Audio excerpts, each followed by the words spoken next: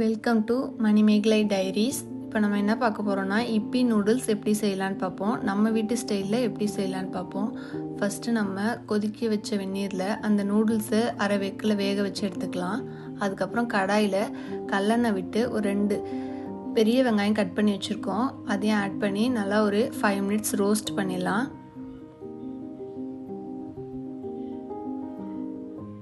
நல்லா ஒரு 5 minutes roast ஆனதுக்கப்புறம் நூடுல்ஸ்க்கு நம்ம அதுக்கப்புறம் என்னென்ன கட் பண்ணி வச்சுருக்கோன்னா டொமேட்டோ, க்ரீன் சில்லி, கேரட் எல்லாம் கட் பண்ணி வச்சுருக்கோம். இப்போ க்ரீன் சில்லியை ஆட் பண்ணி ஒரு 2 மினிட்ஸ் நல்லா வதக்க விடலாம்.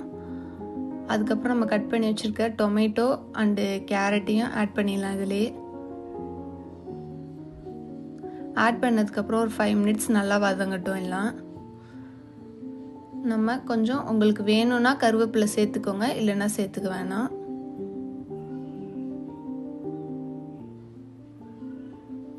நல்லா வதங்கினதுக்கப்புறமா நம்ம இப்பி மசாலா கட் பண்ணி தட்டில் வச்சுருக்கோம், அதையும் ஆட் பண்ணிடலாம். அதை ஆட் பண்ணி நல்லா மிக்ஸ் ஆகுற வரையும் நல்லா ஒரு 5 மினிட்ஸ் கிண்டிகிட்டே இருங்க. நல்லா மிக்ஸ் ஆகிடும். நல்லா மிக்ஸ் ஆனதுக்கப்புறம் நம்ம அரை வேக்காடில் அதுக்கப்புறம் நம்ம அந்த வேக வச்சு வச்சுருக்க நூடுல்ஸை அதை ஆட் பண்ணி மிக்ஸ் பண்ணிடலாம். ஒரு 5 மினிட்ஸ் அதோடு சேர்ந்து குக் ஆகட்டும். நல்லா அந்த மசாலாஸ்லாம் அந்த மிக்ஸ் ஆகும்போது நமக்கு நல்ல டேஸ்ட் கிடைக்கும். நல்லா மிக்ஸ் ஆகிட்டு பாருங்கள், ஒன்றுக்கு ஒன்று ஒட்டாமல் எப்படி இருக்குன்னு பாருங்கள். இப்போ நமக்கு சுட சுட இப்பி நூடுல்ஸ் கிடச்சிருச்சு.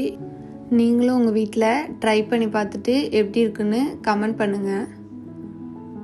பார்த்தீங்களா எப்படி இருக்குன்னு? இப்போது சூடாக எடுத்து சர்வ் பண்ணிடலாம்.